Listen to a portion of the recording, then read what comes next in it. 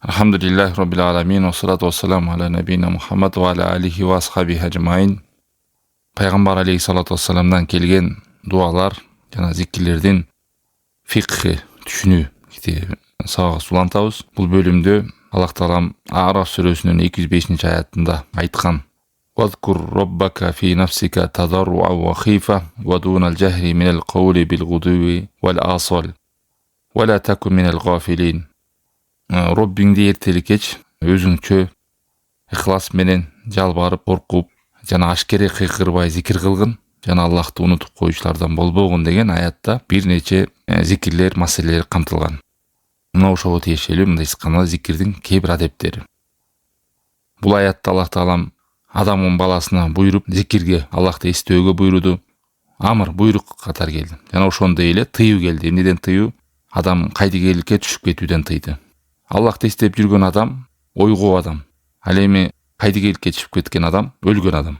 Ошон үчүн Аллахты эстеп жүргөн адам менен эстебеген адамдын айырмасы өлүк менен тириктей деп башка хадистерде да келет.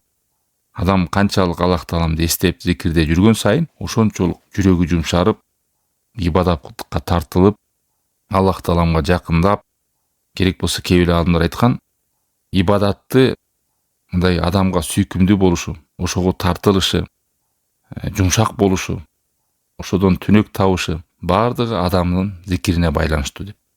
Кээ бир адамдар айтат, ушу ибадат кылганда оор деп, жүк деп, тоодой деп. Мына ошондой адамдарга Аллах Таалам алымдар кеңеш берет. Эмне деп көп зикир кылсын. Себеби адам кайдыгер болгон сайын ибадаттар адамга оорлошуп баштайт. Куран окуусу, намаз окуусу, бүт ибадаттар.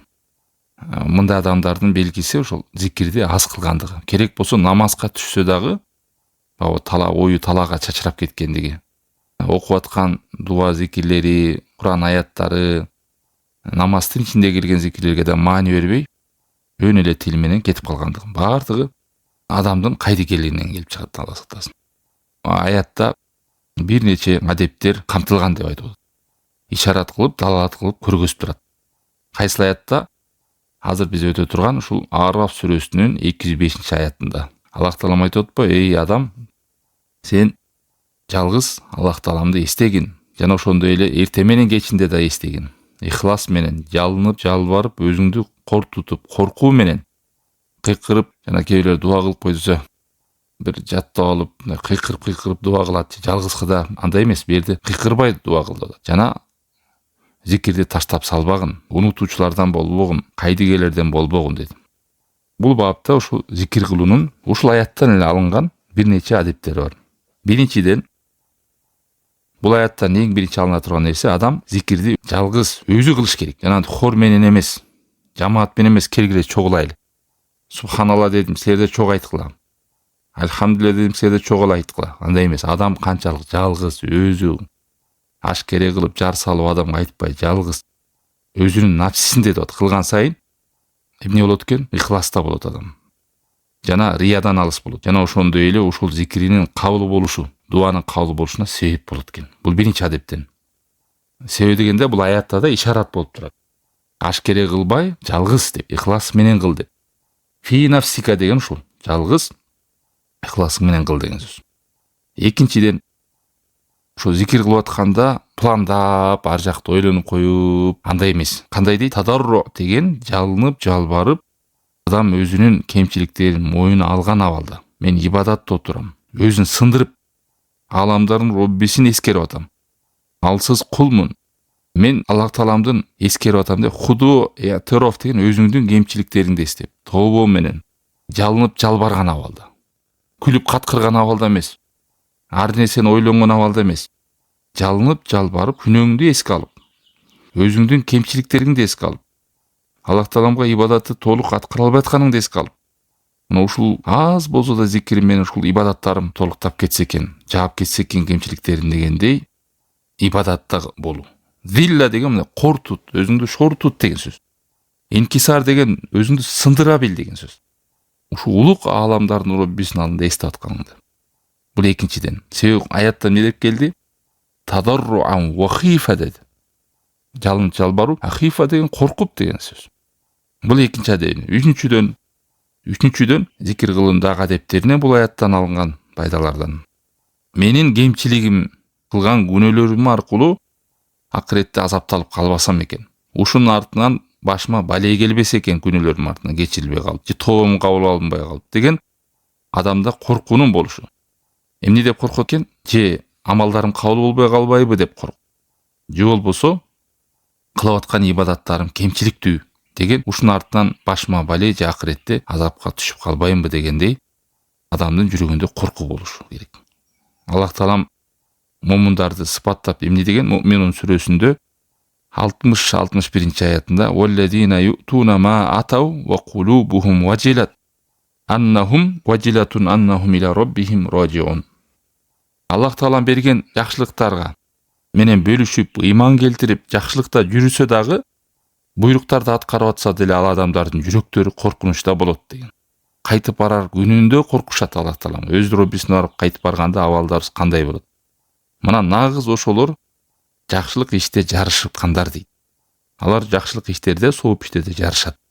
Алар алдыда жүрүшөт деп Аллах таалам момундарды сыпаттаган. Шунчалык жакшы иштерди кылып атса дагы, алар мындай өздөрүнө ишенип, биз кирбегенде ким кирет? Канча жылдан бери ушул жакшылыкта жүрөбүз, алдыбызга ат салдырбай жүрөбүз деген андай ойлордон алыс болгон. Момун сыпаты дайыма амалына корккон, ибадат кылса ибадатындагы кемчиликтерден корккон. Ушул аятты момундардын энеси болгон Айша энебиз Аллах тааламдан өзү да сураган. О Аллахтын элчиси, бул кандай деген? Бул зына кылып, урлук кылып, арак ичип, анан ошонун артынан азап келеби деп, азапталып каламбы деп корккон адамбы деген. Ошондо пайгамбар алейхиссалату вассалам Ябната Сиддик, о Абу Бакырдын кызы деп пайгамбарыбыз таң калган да. Жок, андай эмес деп атат. Бул андай эмес, бул аяттын мааниси дейт. Адам намаз окуйт, орозо тутат, садака берет, ошол учурда кабыл болбой калабы деп коркот деген. Ошол учурда кабыл болбой калабы деп кээ бир салафтарда эмне деген? Мен бир эле амалымдын кабыл болгонун билсем, өлүштүктү каалайт элем деген. Себеби Аллах таалам башка аятта айткан, чынында таквалардын амалын Аллах таалам кабыл кылат деп. Бир амалымды кабыл кылсам да Аллах мени кабыл кылды, мени бейишке киргизди деп түшүнгөн да. Амалдарынын кабыл болушуна бүкүтүк болгон. Ошо зикир кылганда Аллах тааламды эстегенде ихлас менен, риядан олак болуп, жалынып жалбарып, коркуу менен, каталарын моюнга алуу менен кемчиликтүү кабыл болбой калабы деп ушундай алда болушкан. Аллах таалам да буларды сыпаттап, жакшылыктарды кылып атса да, ыйманын келтирип атса да, жана ошол эле учурда абалдары коркунучта болгон деп. Керек болсо бейишке кирген адамдар дагы бири-бири менен бейишке киргенде эле баягы болот да. Адам бир ийгиликке жеткенде ушунуга жетишке эмне сыр болду, кантип жеттиңиз, кантип жүрдүң эле деген суроо адам башында эле бар. Ошо бейиш киргенде эле эмне деп сүйлөшөт? Биз тиги дүйнөдө жашап жүргөндө коркчук элек, бейишке кирбей калабызбы, тозок кирип кетебизби, амалдарыбыз кабыл болбойт деп бүкүтүк болуп мындай бир ушул нерсе бизде кыжалат болуп жүрдү эле. Мына Аллах таалам бүгүн бейиш киргиз деп ушул теманы сүйлөшкөндүгүн Куранда бир нече жерде айткан. Өзүбүздүн жаныбызга коркчу эле. Бул эмнени билдирет? Бул кайдыгер эмес деген адам, ойгоо адам. Ал эми ушунун карама каршылы адам кайды кирип кеткенде эч нерсе иши жок. Кудай сактасын. Керек болсо пайда зыяны эмне экенин айырмалай алат. Шылып таң атса кечти кетет, кеч кирсе таңды күтөт. Курсак ток, кийим бүтүн, кайгы жок. Санасы жок сары сууга семирет деп коет го. Кайгысы жок кара сууга семирет. Ушундай жүрө берет эч кандай. Аллах сактасын. Кайдыгерлерден болбогула деп атат да бул аяттан. Бул 3-чү адеп. 4-чү адеби бул аяттан алынган. Адам зикир кылып, Аллах тааламды эстөөдө ашкере кылып, жар салып, жанагы хор менен, жамаат менен де отурбастан эмне кылыш керек? Жалгыз эле кыл деп атат. Үнүңдү чыгарбай, дарылдабай, жар салбай. Эмнеге? Себеби жай тилиң менен оюңду жыйнап кылсаң, бул ойлонууга, тадаббур кылууга, акыл калчоого, зикирди маани берүүгө адамга түртөт экен. Яннаху акраб иля хусни тафаккур. Чырайлуу акыл жүгүртүп, ой жүгүртүүгө жардам берет деп атат. Ибн Касир айтат бул аятка тафсиринде. Ва дунал жахри минал каули деген сөз, ашкере кылбай, кыйкырбай зикир кыл деген сөз дейт. Мына ушундай жол менен зикир кылуу мустахаб болот, жакшы көрүлгөн амал болот. Бирөөнү чакырып аткандай, кыйкырып аткандай, жар салып аткандай кылып дарылдап кылынбайт зикир дейт. Дагы бир хадисте келет, Бухариде, Муслимде келген хадисте. Абу Муса Ашари сахаба кабарлайт. Аллах Тааламандан ыраазы болсун. Күндөрдүн биринде сапарда болуп калат. Бир нече сахабалар, Аллахтын элчиси баары. Анан арасынан бир адамдар эмне кылат? Дуа кылганда үндөрүн жогору көтөрүп кылышат. Кыйкырышып дуа кылганда, анан пайгамбар алейхиссалату вассалам ошолор кайрылып айтат. Я Юханнас, эй адамдар, үнүңөрдү пас кылгыла, мындай жайрак эле кылып дуа кылгыла. Силер бир жок алыстагы бир нерседен суранган жоксуңар, же бир керең адамдан суранган жоксуңар деген. Силер дуа кылып суранып аткан Аллах Таалам силерге ушунчалык жакын. Керек болсо азыр ала минип бараткан төөңөрдүн мойнунан жакын силерге деген. Минип бараткан атыңардын мойнунан жакын силерге деген. Ушунун баары адеп келген хадис, жанагы аят эмнеге далалат кылат экен? 4-чүдө дуа кылганда келе ичиңен айт десе тилиң кыймылдатпай туруп алат туугандар. Бул да ката. Мен жүрөк менен кылып атам деп. Дуа кыл десе кел жатып алып, аш бергенге жаш бер, узун өмүр жаш бер, мындай бер, тигиндей бер деп дуанын мааниси да жок. Эптеп баягы төргө отуруп калыптырмын. Кийин дуа кыл деп айт, билбей калбайын деп да ушинтип жатып алгандар бар. Дуаны жай тили кыймылдаган абалда ошондой эле адам өзү айтып атканын түшүнө ала тургандай, акыл калчап бой жүгүртө ала тургандай кыкырбастан, жар салбастан айтыш керек. Бул 4-чүдөн. 5-чиден бул аяттан алынган адептен жүрөк менен айтып атам деп. Тил менен гана айтып атам деп эстен. Жүрөк дагы болуш керек. Же болбосо жүрөк менен айтып атам, тилим кыймылдатпайм деген бул. Тил да кыймылдаш керек. Жаңа жогоруда айткандай. Бул дагы вадунал жахри деген сөздү жай айтып, анан жүрөк экөө байланыш керек. Зикир ошондо таасирлүү болот. Качан зикир кылганда жүрөк менен тил байланса, ошондо адамга зикир аябай таасирлүү болот. Мисалы, бир мисал келтирейин. Астагфирулла деп айттыңыз деп коеңуз. Астагфирулла деп айтып атканда дайыма ушул бир нече нерсени эстесеңиз эле жүрөгүңүз байланат. Мисалы, Аллах Тааламдан кечирим сурап атам деген ойдо болот. Аллахым мени кечире көр дегенде кечиримдин негиз нерселери эмне? Аллах Таалам сизди тозокко салбашы. Буну эстейсиз. Жана ошондой эле Аллах Таалам кечирсе сизди бул дүйнөдө күнөөңүз менен балеге түшүрүп азаптабайт. Экинчиден, үчүнчүдөн Аллах Таалам кечирсе сизди бейишке киргизет. Төртүнчүдөн Аллах Таалам сизди кечирсе шерменде кылбайт күнөөңүз менен бул дүйнөдө.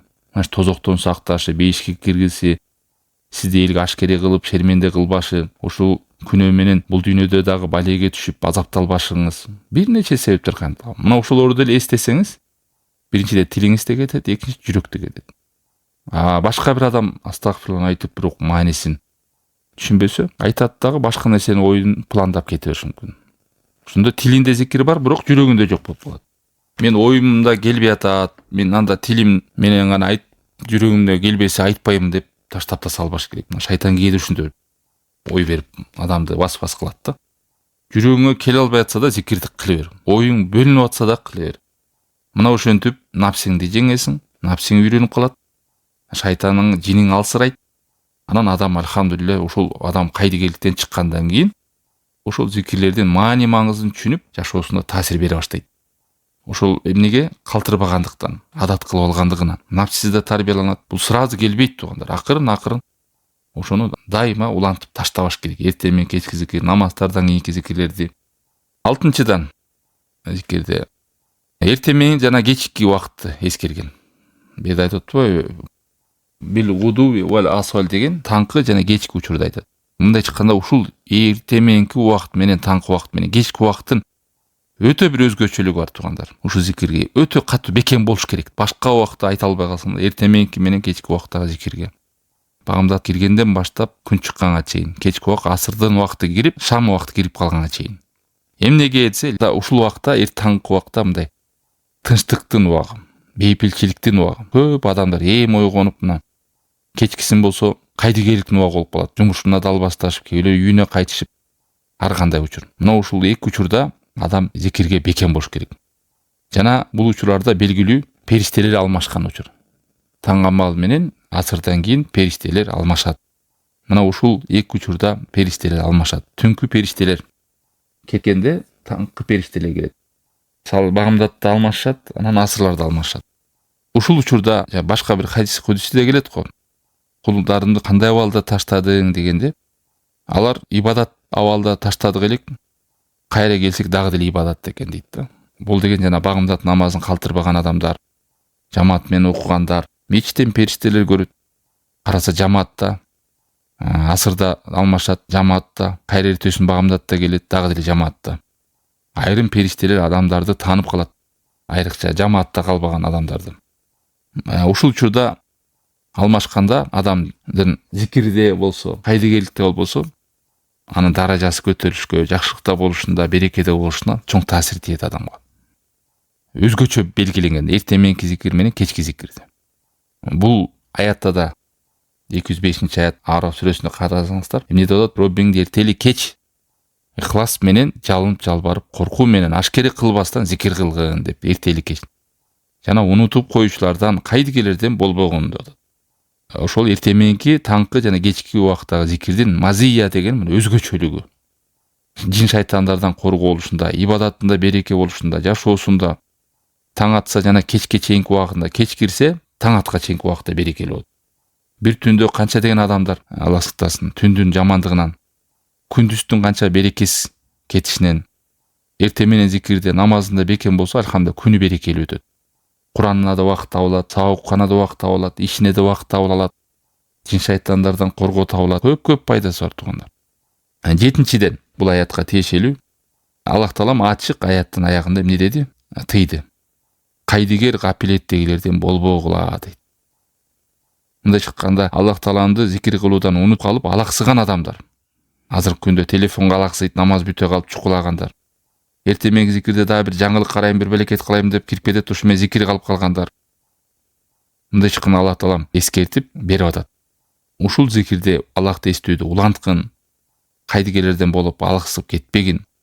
Аллах Таалам эң сүйкүндүү амал аз болсо дагы дайыма болуп турган.